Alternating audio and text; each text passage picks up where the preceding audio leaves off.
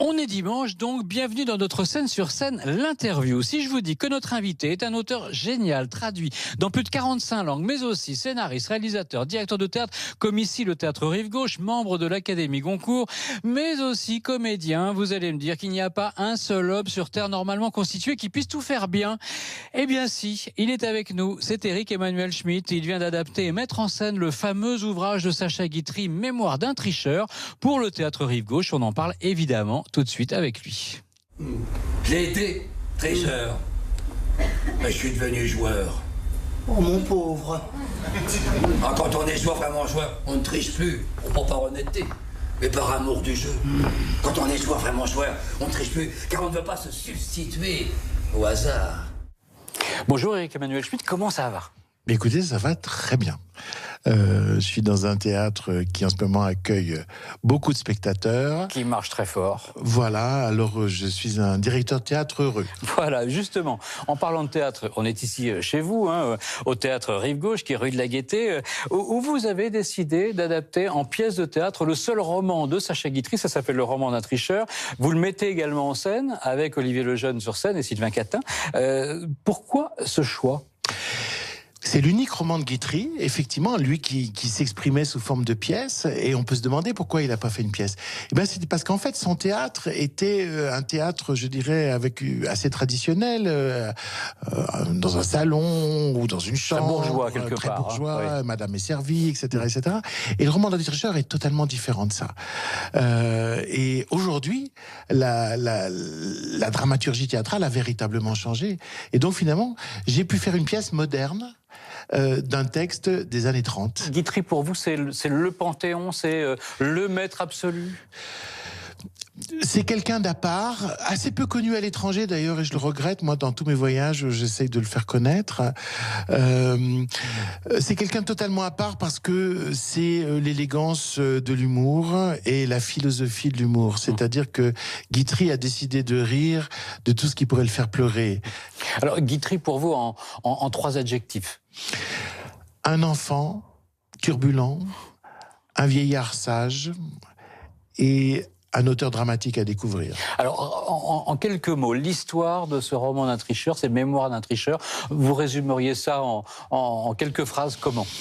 C'est un homme qui raconte sa vie qui commence par une sorte de scène originelle ou un traumatisme originel, c'est-à-dire qu'il a 9 ans, il vole 2 francs dans la caisse de l'épicerie familiale. Et là, son père le surprend, lui dit « Voleur, tu seras privé de champignons ».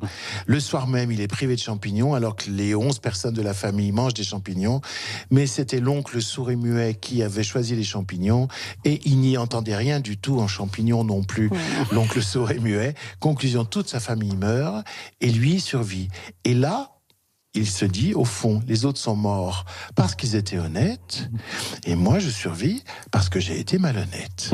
À partir de là, il va aborder tout dans l'existence, le jeu, les femmes, la société, avec cette idée qu'au fond... il faut être malhonnête. Il faut être malhonnête, c'est comme ça qu'on s'en tire. Alors évidemment, Éric Emmanuel Schmitt, je vous imagine pas jaloux, ni envieux de Sacha Guitry, mais est-ce que de temps en temps, vous auriez pas aimé avoir ces paroles, ces répliques, ces anecdotes, ces histoires de Guitry je suis heureux parce qu'on les a. Vous, homme de théâtre. Mais on les a, ces histoires, on les a, ces paroles, on s'en sert dans la vie. Moi, je le cite très très souvent dans la vie. Il n'y a pas à être jaloux, il n'y a qu'à remercier en disant, mon Dieu, ce talent est passé sur Terre et il nous aide encore à vivre. Est-ce que Monaco, premier indice, les seuls objets anciens qu'on n'ait jamais retrouvés sur ce rocher se réduisent à quelques piécettes romaines. Détail révélateur, car on ne pose pas sa monnaie à terre. L'argent qu'on trouve ainsi, c'est de l'argent qui a été perdu. Donc, dans l'Antiquité, on perdait déjà de l'argent à Monaco.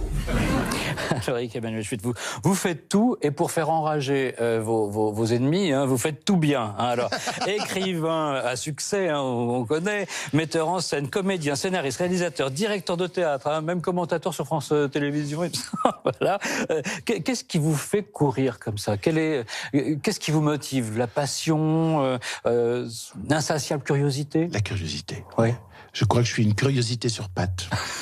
Et des pattes qui courent vite. Je suis le fils d'une championne de course. Hein. Oui, oui. Parole, t'es très sportif. Ouais, mais moi j'ai appliqué ça à l'existence, au pôle intellectuel, parce que c'est vrai que je peux me passionner pour des tas de sujets. Puis j'ai une grande conscience qu'on n'a qu'une vie, enfin en tout cas on est certain d'en avoir une, on ne sait pas pour le reste, et alors qu'il ne faut pas perdre une seconde. La musique a un rôle extrêmement important dans votre œuvre. Hein. Cette fois, la musique n'est pas présente dans ce spectacle du roman d'un tricheur. Est-ce que c'est la musique de Guitry se suffit à elle-même? Vous avez tout dit. La musique, c'est de la musique. Est-ce que vous vous considérez comme un écrivain populaire? Vous avez été traduit dans plus de 45 langues. Parfois, quand je vais à l'étranger, je suis surpris parce que tout d'un coup, je découvre que oui, on a vendu des millions de mes livres, que les gens font la queue avec des barrières de sécurité parce que je suis venu faire une signature. J'ai jamais cherché à être populaire. Par contre, quand j'écris, j'ai envie d'être compris par tous. C'est-à-dire que je veux à la fois satisfaire la personne qui aime qu'on lui raconte une histoire, et puis un intellectuel comme moi qui peut jouer avec l'intertextualité des jeux littéraires, et puis toute personne qui a aussi des questions existentielles, philosophiques et métaphysiques, parce que nous avons tous ça. Et plus on emploie une langue claire pour dire ces choses-là, plus on parle au cœur profond de chacun. Alors Éric Emmanuel Schmitt, vous êtes lyonnais de naissance, en tout cas juste à côté, mais un peu parisien d'adoption quand même. Hein. Qu'est-ce qui vous fait adorer Paris? Qu'est-ce qui vous fait détester Paris? Qu'est-ce qui me fait adorer Paris? Eh bien, le fait que quand je suis à Paris, mon énergie appartient à Paris et pas à moi. Et qu'est-ce qui me fait détester Paris? Le fait que quand je suis à Paris, mon énergie appartient à Paris et pas à moi. C'est la même raison qui me fait adorer et détester Paris. Ben, c'est toujours comme ça en amour. Alors bon, vous suivez un peu les polémiques, hein, j'imagine, autour de Paris, les problèmes de circulation. Vous avez une position là-dessus que, par exemple, quand on parle des problèmes des berges, j'entends à la fois le discours de ceux qui sont furieux parce que ça condense la circulation ailleurs et ça la rend difficile, et j'entends en même temps profondément le discours écologique et le discours même citadin qui consiste à restituer Paris aux gens qui l'habitent. Donc voilà, je trouve que c'est tragique d'une grande ville, c'est toujours tragique. C'est-à-dire, qu'est-ce que c'est la tragédie? C'est quand Antigone a raison et Créon a raison aussi, mais ils sont pas d'accord. L'exposition universelle de 2025 qui a sauté, hein, malheureusement. On garde par contre les Jeux Olympiques. Ouais, ça je le regrette, moi, l'exposition universelle. Oui, parce que je me disais qu'enfin je verrais une exposition universelle à Paris, que parfois ce que je vois du passé me faisait rêver. Mais voilà, il y a les Jeux. Éric Emmanuel Schmitt, c'est maintenant Mathieu Willem qui va nous rejoindre. Et il a lui aussi quelques questions un peu plus confidences à vous poser. Les mœurs de sa famille s'étant adoucies depuis le Moyen-Âge. Aujourd'hui, c'est sans coup férir que les yachts sont invités à s'arrêter dans les eaux de la Principauté, et les bons messieurs tout cousus d'or qui y font escale contribuent bénévolement au bonheur de ce peuple minuscule. Bonjour Éric Emmanuel Schmitt. Bonjour. Pour Éric Emmanuel Schmitt, écrire c'est écouter, être attentif à ce que disent les personnages. Votre bureau, d'ailleurs, vous l'appelez un écoutoir. Vous devez être très nombreux dans votre tête. Vous n'avez pas des petits syndromes de schizophrénie dans votre vie de tous les jours? Ça, je me poserai toujours la question. Parce que en plus, quand j'ouvre la porte à un personnage, eh ben, il vient. Si le personnage boite, je boite. S'il bégaye, je bégaye. S'il est mauvais, je deviens mauvais. Mais parfois, je parle avec quelqu'un et je dis quelque chose et je me dis, attends, ça, je l'ai imaginé, je l'ai rêvé, ou c'est vraiment arrivé. J'ai parfois des petites hésitations, car l'imaginaire joue un grand rôle dans ma vie. Un de vos ouvrages récemment paru, assez violent d'ailleurs, La vengeance du pardon, où quand on est blessé, on a le choix de la vengeance ou du pardon. Qu'est-ce que vous n'arrivez pas à pardonner? Moi, je suis arrivé à pardonner à peu près tout le mal qu'on m'a fait. Mais je ne peux pas pardonner le mal qu'on fait aux gens que j'aime. Parce que finalement, le pardon, c'est la meilleure des vengeances? Non, parce que quand j'aime les gens, je les aime d'un amour protecteur. Vous êtes devenu chrétien lors d'un périple dans le désert à l'âge de 24 ans, mais vous dites que l'homme est naïf quand il croit en Dieu. Non, c'est une phrase que j'ai dite dans un récit qui s'appelle Le Chien, qui dit si les hommes ont la naïveté de croire en Dieu, le chien a la naïveté de croire en l'homme. Parce que j'ai toujours été bouleversé par des chiens, parfois même maltraités, qui ne remettent pas en question l'amour et la fidélité qu'ils ont pour leur maître. Alors justement, j'ai une idée de la réponse, mais j'y vais quand même. Si vous croyez à la réincarnation, en quoi voudriez-vous l'être? Mon chien. Ouais.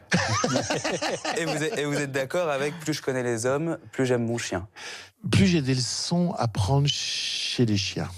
Ils cultivent le don de la première fois. Ouais. Jamais de sentiment d'usure et de fatigue. Alors que nous, on se croit malin en disant je connais déjà, j'ai déjà fait.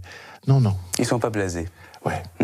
Une dernière question, pour revenir sur une autre œuvre à vous, La part de l'autre, peut-être une de vos œuvres les plus décalées, juste pour remettre dans le contexte, c'est Hitler dictateur et la double vie d'Hitler s'il avait réussi le concours des Beaux-Arts. Votre autre à vous, Éric Emmanuel Schmitt, si vous n'aviez pas été écrivain, si vous n'aviez pas été dans les lettres, ça aurait été qui, ça aurait été quoi? Un musicien, peut-être. Un musicien, j'allais vous dire. Ouais. Vous restez toujours frustré de ne pas avoir été musicien? Oui, je me demande toujours si je me suis pas trompé. Votre œuvre dit le contraire. Voilà, ça commence, j'ai des réassurances. Ouais, je peux passer une journée sans lire et sans écrire, jamais une journée sans musique. Sans musique. Elle est perdue. Voilà donc ce qu'est Monaco, une opérette en 2 décors. Une ville, Monte-Carlo, et une principauté, Monaco. Au milieu de la principauté, un palais, au milieu de la ville, un casino. Au palais règne un prince, au casino règne un dieu, le hasard. Merci beaucoup Éric Emmanuel Schmitt. Je rappelle votre actualité, Mémoire d'un tricheur de Sacha Guitry, que vous avez adapté et mis en scène ici au Théâtre Rive Gauche. C'est avec Olivier Lejeune et Sylvain Catin, tous les soirs à 19h. Merci beaucoup. Merci.